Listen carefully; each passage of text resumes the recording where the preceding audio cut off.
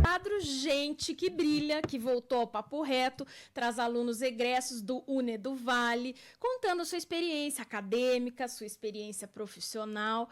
Hoje nós estamos recebendo a Andréa Schmidt, egressa do curso de Arquitetura e Urbanismo aqui do UNE do Vale. Ele já está online, Júnior?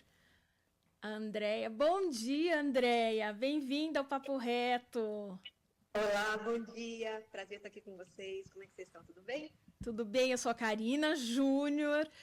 Obrigada por aceitar o nosso convite, Andréia. A Andréia já palestrou sobre o mercado internacional aqui na instituição, atua no exterior, criou um projeto que foi orientada pela professora e arquiteta Carla Biernat, um projeto que tem a temática do cohousing com viés da neurociência, um currículo bem extenso. Andréia, primeiro, por que você escolheu essa carreira, arquitetura e urbanismo? O que te levou a essa área? Na verdade, desde criança eu acompanhei meu pai nas obras. Meu pai era construtor aí na cidade e ele fazia muitas casas, principalmente na área da represa.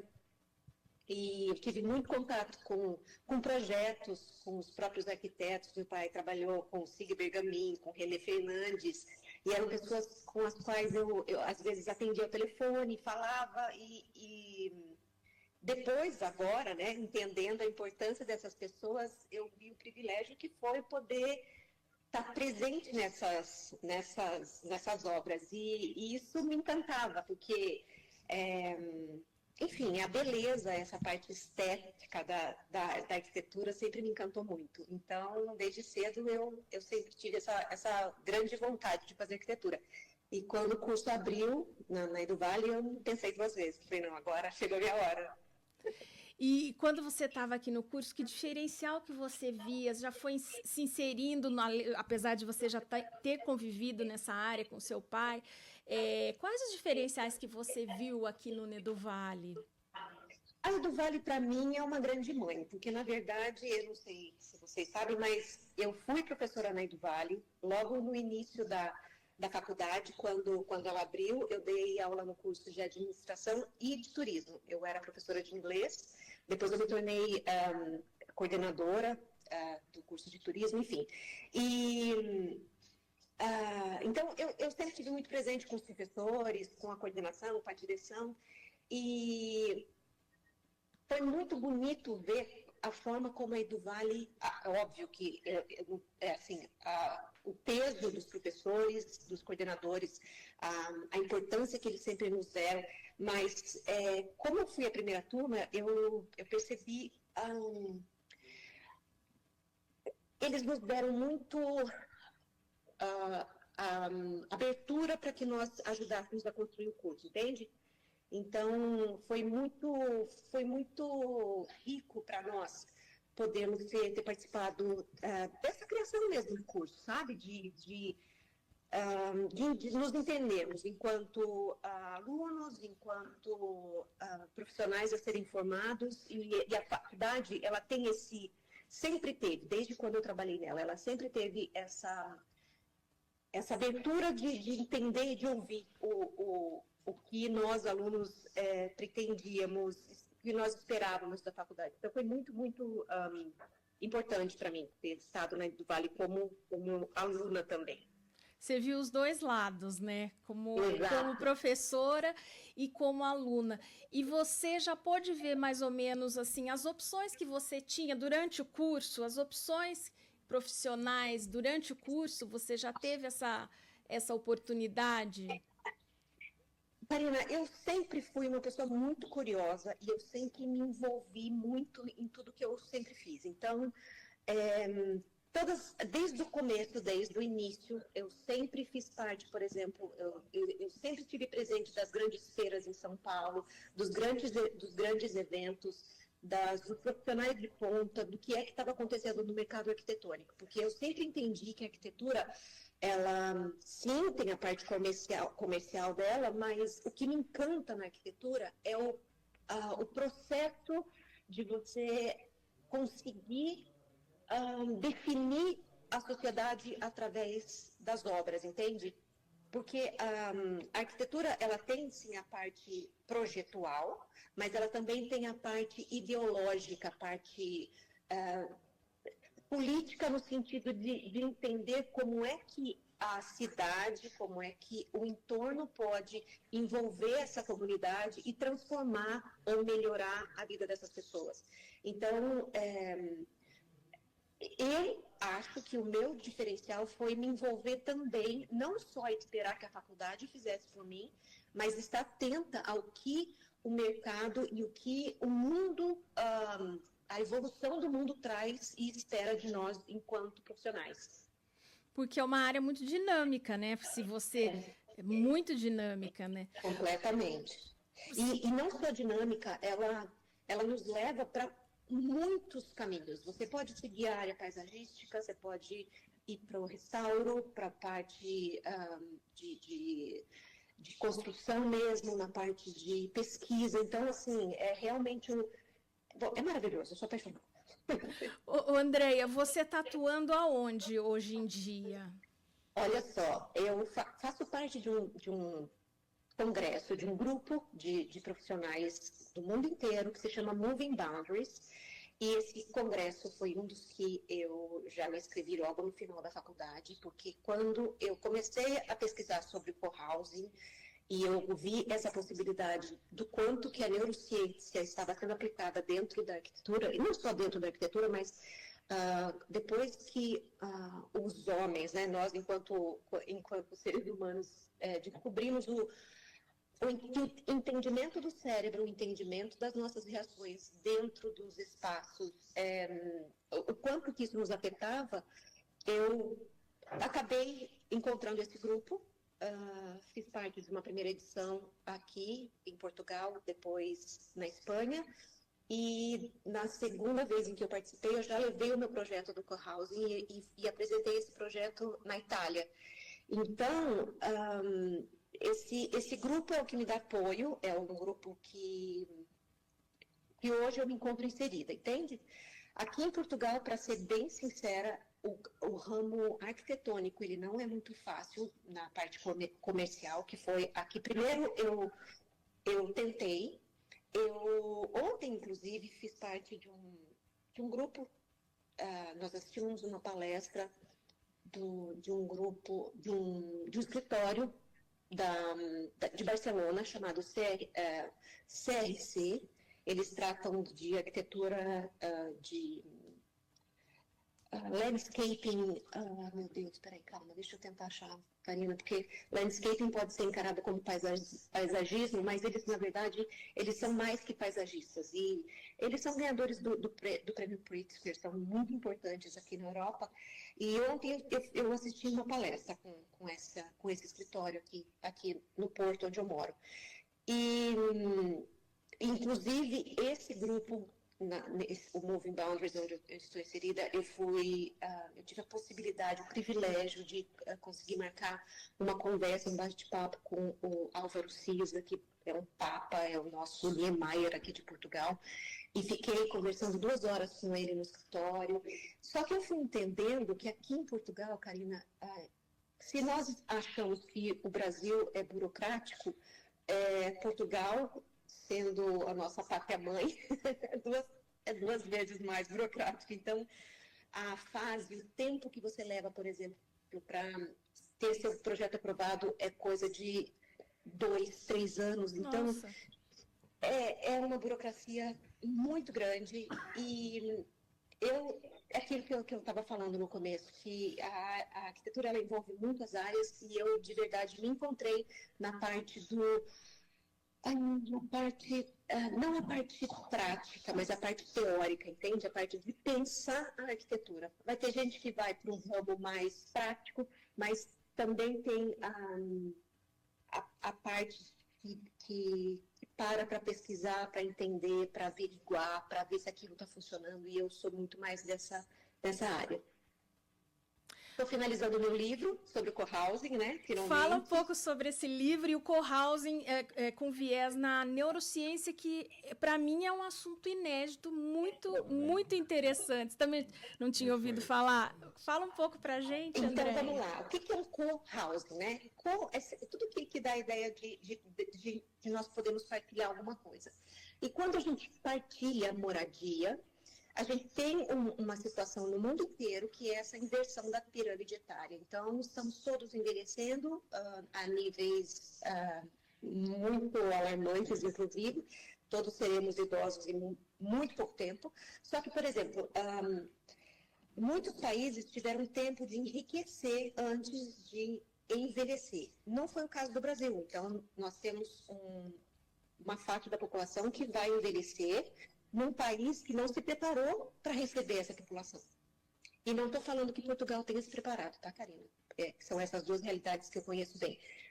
Passei 1 ano e meio nos Estados Unidos, então também vi esse lado de como é que os idosos são tratados nos Estados Unidos, por exemplo, mas vamos falar dessas duas realidades, Brasil e Portugal. Eu entendo que nós deveríamos, como a vida passa muito rápido, parar um momento e tentar refletir como é que nós gostaríamos de envelhecer. Hoje em dia a gente tem os milagres da medicina acontecendo, curas de doenças, a parte tecnológica mesmo da medicina está avançando demais, então nós seremos cada vez mais idosos, jovens, entre aspas, né? A quantidade de doenças, de mal-estar que nós teremos vai ser cada vez menor, é o que eu acredito. Então, a gente tem idosos mesmo com qualidade de vida muito acima da média do que nós tivemos, por exemplo, com os nossos avós, bisavós, enfim. E, repensando nessa possibilidade de envelhecimento saudável, eu acho que nós deveríamos tentar conviver mais em comunidade, porque a gente vê, tanto no Brasil, e aqui em Portugal a situação é muito mais delicada, é uma coisa realmente de cortar o coração, a quantidade de pessoas que moram sozinhas e que a vida dessa pessoa é muito solitária em todos os sentidos. A pessoa não tem quem faça nada por ela.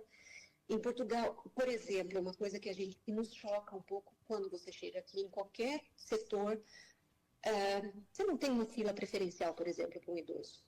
E você vê, por exemplo, no meu condomínio, eu vejo as senhorinhas, os senhorzinhos saindo de manhã com sacolinhas, vão para o supermercado, eles andam muito a pé aqui, voltam aos supermercados carregando as suas sacolinhas, entende? Então, assim, é uma vida muito sofrida, entre aspas, porque nesse sentido de que você tem que fazer uma atividade para você completar o seu dia a dia, também é uma vida mais ativa. Então, isso faz com que, além do acesso que eles têm aqui, a uma melhor alimentação. Então, isso faz com que eles tenham uma qualidade de vida um pouco superior aos nossos idosos, por exemplo. E pensando nessa possibilidade de nós envelhecermos num ambiente em que é possível que outras pessoas convivam conosco, eu pensei nesse cohousing. Não é uma ideia original, existem cohousings pelo mundo inteiro, só que a diferença do meu cohousing para os cohousings que existem foi que, basicamente, quando você decide, vamos imaginar que você, Karina, o Júnior e eu somos amigos e nós decidimos que nós queremos ter o nosso próprio local de moradia. Então, nós vamos pensar aqui num terreno, nós vamos comprar um terreno, nós vamos definir qual vai ser o tamanho das nossas casas e dentro desse condomínio que nós vamos criar para nós teremos uma casa em comum. Essa casa em comum vai ser uma casa um pouco maior, ela vai ter uma cozinha grande e ela vai ter espaços flexíveis para que a gente possa ter uma aula de yoga, para que a gente possa eventualmente receber um convidado, ou que a gente faça os jantares. E essa é uma das partes muito importantes dentro do cohousing, que é a seguinte: você pode, por exemplo, Karina, hoje você está muito cansada, você não tem paciência, você precisa que alguém te apoie, por exemplo, no jantar. Eu não sei se você tem filhos ou não, mas vamos imaginar um casal que tenha filhos, por exemplo. Dentro desse cohousing, nós poderemos, por exemplo, definir durante a semana quem serão as pessoas responsáveis pelo jantar do grupo. Então, uma pessoa vai ficar responsável pelo jantar, da segunda-feira, outra na terça, outra na quarta, então você não tem a obrigação de todo dia ter que cozinhar, porém você sabe que todo dia, quando chegar do trabalho, vai ter uma comidinha quentinha, bem cuidada, esperando por você.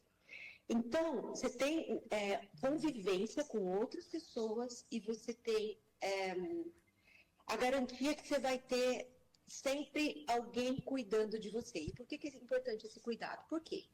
A gente pode ter crianças nesse condomínio, mas também a gente pode ter idosos, que é essa diferença que eu tinha falado no começo. Normalmente, as pessoas que se juntam para morarem juntas, elas têm praticamente as mesmas idades. Então, tem co-houses, por exemplo, que não aceitam crianças, que não aceitam pessoas com mais faixa etária. E no meu, a ideia é que nós consigamos juntar pessoas de todas as faixas etárias, porque é na troca que nós crescemos. Eu aprendi muito com os meus avós e eu sei que as crianças podem me ensinar muito. Então, um idoso vai poder ter trocas com as crianças e as crianças com os idosos, que é o que falta, que nos falta hoje, né? A gente não tem tanta possibilidade hoje em dia de conhecer, de conversar com uma senhorinha, de conversar com um senhorzinho, de entender quais são as necessidades, os problemas. Mas a gente tem, por exemplo, muito que aprender com as crianças também na parte tecnológica. Então, é essa troca que eu acho que é rica e que nos falta, e que é isso, e foi isso que eu propus no meu co-housing, de que nós tenhamos um ambiente onde as pessoas possam conviver, se ajudar, porque eu não preciso, por exemplo, Karina, vou imaginar que eu decida fazer um co-housing em Avaré, eu não moro nesse co-housing, mas meus pais são idosos que têm a possibilidade de morar nesse espaço. E você e o Júnior fazem parte dessa comunidade. Então, eu sei que você e o Júnior, sempre que passarem na frente da casinha dos meus pais, vocês vão parar e falar, Sueli, como é que o senhor está hoje? Oi, dona Neuza, tudo bem? Tem pãozinho? Ô, dona Neuza, quero sim, pode me dar aqui que eu vou levar um pãozinho para minha casa. Esse idoso vai estar sempre sendo, entre aspas, observado, cuidado. Essas pessoas serão os meus olhos, enquanto eu não estou próxima dos meus pais, entende? Excelente ideia. Júlio, quer perguntar alguma coisa para a Andréia? Oi, André, é um prazer muito grande tê-la aqui conosco no programa. E estou vendo que você mora em Porto, né? Uhum. Nosso querido Portugal. E é um prazer muito grande tê-la aqui conosco, você como egressa da Uni do Vale, e falando aí sobre os seus projetos, sobre a sua carreira, uma carreira de sucesso. Esse projeto, né, do co-housing é fantástico, né, Karine? Fantástico! Eu Fiquei não fascinada. conhecia. Também não. Acho maravilhoso. Quando o seu livro sair, faça o favor de encaminhar para nós aqui alguns exemplares. Com certeza. Venha fazer aqui o lançamento do livro aqui conosco. Né? Uma noite de autógrafo aqui na Uni do Vale. Vai ser um prazer muito grande. E tenha certeza que você é uma inspiração para os alunos, para os estudantes de arquitetura, aqueles que estão pensando em fazer o curso. Né? Nós temos vestibular agora. Muita gente que está nos ouvindo tem a intenção de fazer arquitetura, e está aí André como exemplo, né, de profissional de sucesso, está morando hoje em Portugal, trabalhando na área. Então você que está nos ouvindo aí, se espere nela. André, eu gostaria de uma pequena reflexão sua, uma pessoa que eu admiro muito, que é o nosso arquiteto de Brasília, né? Queria saber qual que foi a importância do Niemeyer para o Brasil, para a arquitetura, qual a visão que você tem do Oscar Niemeyer? Ele é um mestre, né, Júnior? Eu acho que toda vez que... Não tem como você não se impactar com as obras de Niemeyer. Eu, inclusive, quando conversei com o Álvaro Siza aqui, foi muito bonito, porque ele tem muito carinho pelo Niemeyer, e o Niemeyer o chamava de meu menino. E ele reconhece também a importância do Niemeyer, mas eu fico um pouco triste, porque longe do Brasil, longe de quem realmente conhece as obras dele aí de perto, ele não é tão reconhecido, sabe, Júnior? Inclusive nesses congressos que eu participei, enfim, das pessoas são arquitetos do mundo inteiro. Você quase não ouve falar da arquitetura brasileira. E isso é um pouco triste, assim, né? Ontem, inclusive, eu estava conversando com uma das palestrantes lá, porque ela me lembra, o trabalho desse escritório de ontem me lembrou muito o trabalho do Gustavo Pena, que é um arquiteto que eu gosto muito de Belo Horizonte, de Minas Gerais, e me parecia muito o trabalho de Gustavo Pena. E ele não tem acesso, sabe? Então, eu acho que é isso que eu disse, assim, logo no começo da entrevista, que a faculdade é maravilhosa, nós temos acesso a todo nível de conhecimento teórico, mas você estar presente na obra. Então, eu sempre procurei. Eu ia para Curitiba, eu queria conhecer o Museu do Niemeyer. Eu ia para o Rio de Janeiro, eu queria estar presente. Eu ia para São Paulo, onde é que tem obras do Niemeyer, para que eu experiencie, para que eu me sinta dentro desse ambiente e perceba com os meus olhos o que foi que os olhos dele tentaram captar e transformar em concreto, entende? Então, eu acho que é isso. Eu acho que não só você ler sobre o arquiteto, enfim, o engenheiro, quem é que queira, paisagista, mas você estar presente na obra, você acompanhar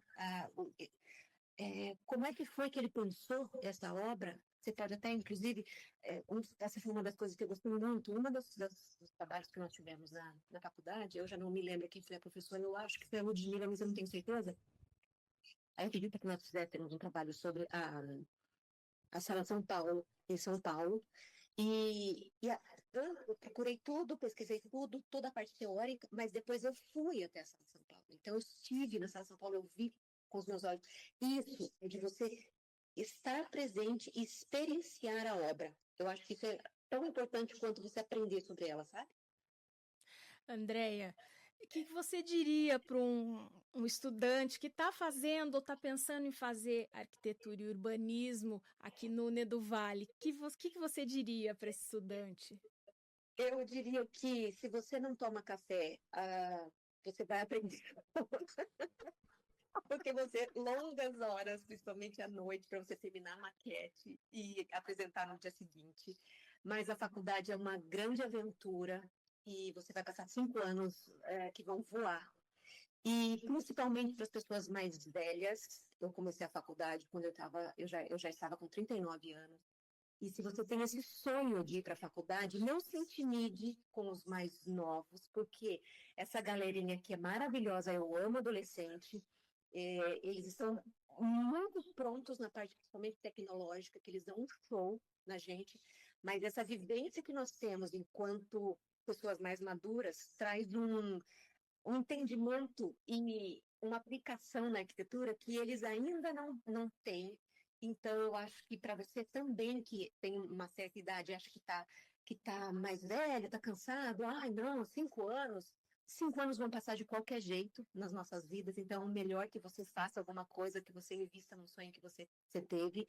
E normalmente a gente já tem uma segunda profissão, a gente está tentando, né, ou eventualmente mudar de profissão, ou ficar nelas mesmas, mas você vai ser um ser humano melhor, porque você vai ter mais repertório na sua vida. Então, eu incentivo todo mundo a se aventurar na parte arquitetônica.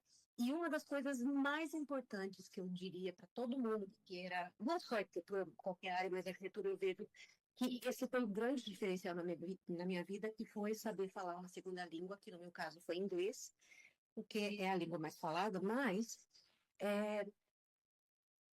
não existe como você cair no mercado e você se aprofundar e você ter acesso a outros profissionais e outras realidades se a língua inglesa não fizer parte do seu dia a dia.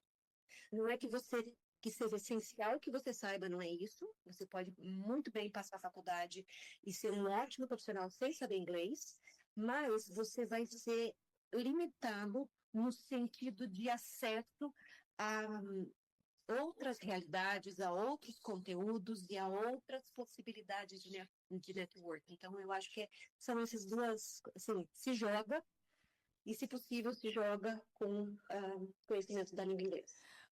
Olha, seguindo o conselho da Andréia, gente, o vestibular é domingo, Júnior, aqui na UNE do Vale.